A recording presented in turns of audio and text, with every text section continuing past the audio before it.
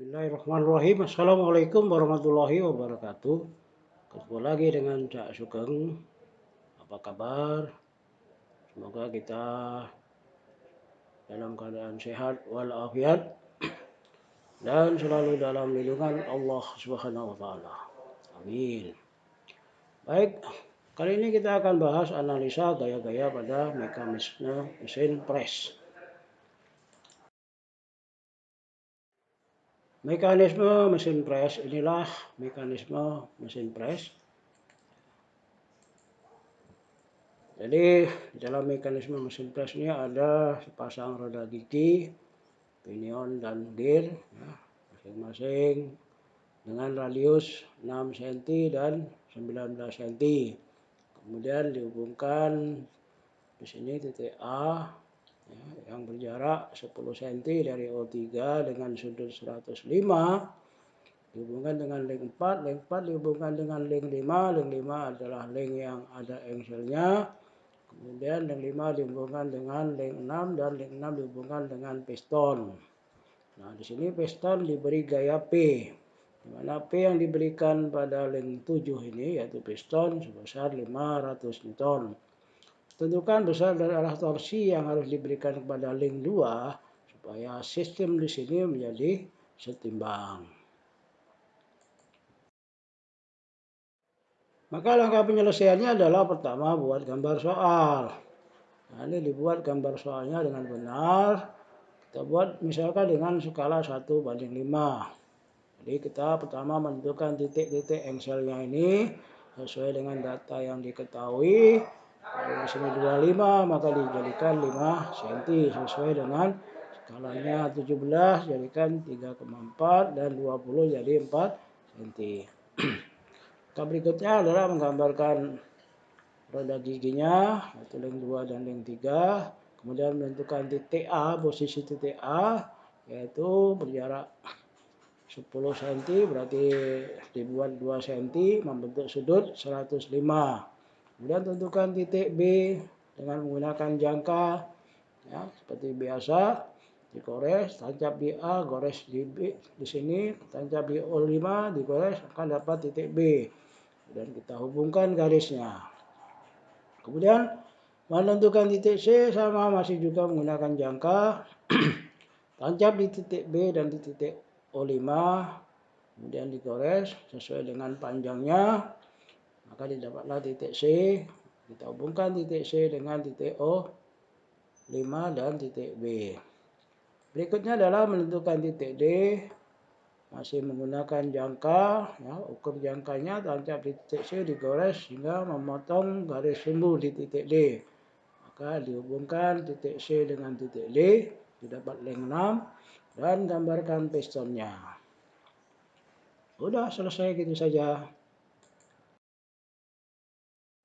Baik, langkah selanjutnya kita buat free body diagram setiap link, ya. Jadi ingat pada semua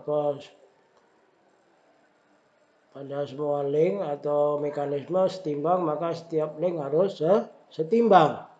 Maka kita lihat dulu pada link 4. Nah, link 4 ada 2 gaya, maka supaya setimbang harus segaris. Maka didapatlah F34 dan F54 segaris AB. Ya. Reaksi dari di titik B pada link 5, maka akan kita dapatkan F45 sejajar dengan F54.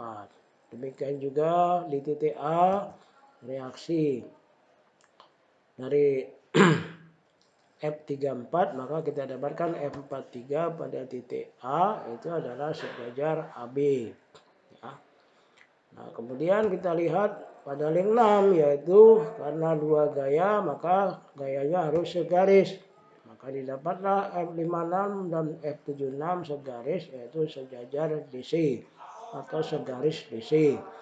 Jika reaksinya di titik C, maka ada F65 merupakan reaksi dari F56 sehingga arahnya sejajar DC juga. Dan pada link 7 juga didapat F67 sebagai reaksi daripada F76. Jadi arahnya sejajar DC. Di samping itu pada link 7 terdapat F17 dan gaya P. Gaya P merupakan gaya yang sudah diketahui, sedangkan F17 gaya bidang pada peluncur arahnya tegak lurus bidang kontak antara bidang dengan peluncurnya. Nah, kemudian kita lihat pada engsel O5 itu didapat F15 yang besar dan arahnya belum tahu. Demikian juga di engsel 3 didapat F13 yang besar dan arahnya belum tahu. Sementara di sini ada gaya F23, ya, gaya roda gigi yang kecil ke yang besar, yang arahnya diketahui miring membentuk sudut 20 derajat sesuai dengan sudut kontak yang diketahui.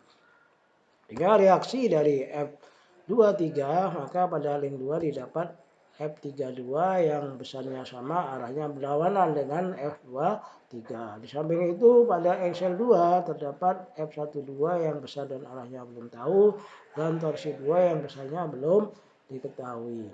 Nah, kesimpulan dari analisa ini, maka didapatlah pada link 2 terdapat 2 gaya, 1 torsi, 5 anu. Pada link 3 ada 3 gaya, 4 anu. Pada link 4 ada 2 gaya, 2 anu. Ya. Pada link 5 ada 3 gaya, 4 anu. Pada link 6 2 gaya, 2 anu. Pada link 7 3 gaya, 2 anu. Nah, yang memenuhi syarat itu hanya ada 2 anu. Namun pada link 4 dan link 6 walaupun terdapat 2 anu, tapi di sini hanya ada 2 gaya, yang mana kedua gayanya belum diketahui besar dan arahnya. Besarnya belum diketahui, maka ini nggak bisa diselesaikan. Jadi yang bisa kita selesaikan adalah gaya-gaya pada link 7. Di sini ada 3 gaya, yang mana 1 gaya sudah diketahui besar dan arahnya. Baik, kita mulai menyelesaikan gaya-gaya pada link 7. Nah, di link 7 ada 3 gaya. Ya. Kita mencari F17 dan F67. Dari sigma gaya sama dengan 0, maka kita lihat dari analisa besar dan arahnya terdapat 2 anu. Maka langsung aja kita buat poligonnya dengan menentukan skala gaya 1 cm sama dengan 100 Newton, sehingga gaya P panjangnya 5 cm. Maka pertama kita buat gambar P 5 cm ke atas, kemudian kita tarik F17 dari ujung F gaya P, kemudian kita tarik dari titik O F67 sejajar dengan CD. Ya. Maka di sini F17 arahnya harus ke kanan dan F67 arahnya harus ke bawah supaya membentuk lukisan tertutup. Kenapa? Karena sigma gaya sama dengan 0. Maka dari poligon didapatlah F17 22,9 cm, berarti 2 Newton arahnya ke kanan, dan F67 adalah 580 Newton arahnya ke bawah. Nah, sehingga di sini kita gambarkan F17 ke kanan, F67 ke bawah. Kemudian selanjutnya reaksi di titik C, di titik D ya. Titik D, maka kita dapatkan F76 arahnya ke atas, ya, reaksi dari F67. Jadi besarnya sama, yaitu 580 Newton. Sedangkan untuk mencari F56 pada link 6, maka kita gunakan sigma gaya sama dengan 0. Maka F56 plus F76 sama dengan 0, sehingga F56 sama dengan F76. Besarnya sama, arahnya ke bawah. Ya. Nah, kemudian reaksi di titik C pada link 5, maka didapatkan F65 besarnya sama dengan F56, arahnya ke atas. Ya. Jadi harganya sama, 580 Newton. Baik, selanjutnya dengan diketahuinya F65 pada link 5, maka langkah berikutnya kita mencari gaya-gaya pada link 5. Dari sigma gaya sama dengan 0, maka di sini dari analisa besar arah gaya terdapat 3 anu, yaitu besar dan arah F15 dan besar F45. Maka ini harus kita cari dulu arah F15. Caranya gimana? Dengan diperpanjang garis kerja gaya F45 dan F65 hingga berpotongan di titik M. Maka tarik titik M, garis lurus dengan O2, didapatlah arah F15. Hingga poligonnya bisa kita buat. Itu kita gambarkan F65, kemudian nyambung F15 dari ujung F65, kemudian tarik F45 dari titik O hingga berpotongan. Sehingga didapatlah F15 arahnya ke bawah dan F45 arahnya ke kanan. Maka dari poligon didapat harga F15 830 dan F45 330 arahnya ke kanan. Sehingga kita gambarkan pada link 5 ini F45 ke kanan. Maka sebagai reaksi daripada F45 sehingga F54 didapatlah arahnya ke kiri, besarnya sama, arahnya berlawanan, ya, didapat ke kiri. Nah, dengan didapat F54 maka kita bisa mencari F34 dengan sigma gaya sama dengan 0, maka didapatlah F34 besarnya sama dengan F54, arahnya ke kanan. Nah, akhirnya reaksi dari F34 ini di titik A pada link 3 didapatlah F43 besarnya sama, arahnya ke kiri.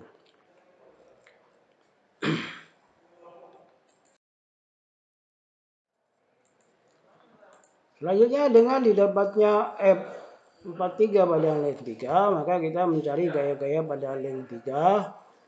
Itu dengan sigma gaya sama dengan 0, maka dari analisa besar dan arahnya didapatlah 3 anu. Maka kita harus mencari arah F13. Caranya gimana? Dengan diperpanjang garis F43 dan F23 sehingga berpotongan di titik N. Maka ditariklah titik N ke titik O3, maka inilah arah F13. Dengan didapatnya arah F13, maka di sini tinggal 2 anu sehingga poligonnya bisa dibuat, yaitu dengan menggambar F43 dulu ke kiri, kemudian F23 dan F13 sehingga berpotongan, maka F23 arahnya harus ke atas dan F13 arahnya ke kanan sehingga membentuk lukisan tertutup. Dari poligon maka didapatlah F23 dan F13. Ya, F23 arahnya ke atas. Nah, reaksi dari pada F23, ya, pada link 2 maka didapatlah F32 besarnya sama dengan F23, arahnya ke bawah. Nah, kemudian dari sini kita bisa mencari F12 dengan menggunakan sigma gaya sama dengan 0, maka F12 besarnya sama dengan F32, arahnya berlawanan. Nah, untuk selanjutnya dengan didapatnya F32 dan F12 pada link 2, maka kita bisa mencari torsi 2 yang harus diberikan pada link 2 dengan menggunakan sigma momen sama dengan 0, maka T2 plus F32 kali H sama dengan 0. Sehingga T sama dengan min F32 kali H. Minus artinya arahnya berlawanan. Ya, jadi besar torsi sama dengan besar momen ini, dengan arahnya berlawanan. Torsi yang dihasilkan oleh momen couple yang dihasilkan oleh F32 dan F12 searah jarum jam, maka torsinya harus berlawanan jarum jam. Nah, pertanyaannya hanya dari mana? Hanya diukur dari gambar soal didapat 1,1. Namun karena gambar ini dibuat skala 1,5, maka harga H yang sebenarnya harus dikalikan 5 sehingga didapatlah 5,5 cm. Kemudian dijadikan meter. Hingga T2 akan didapat 9,9 Nm, arahnya BJJ.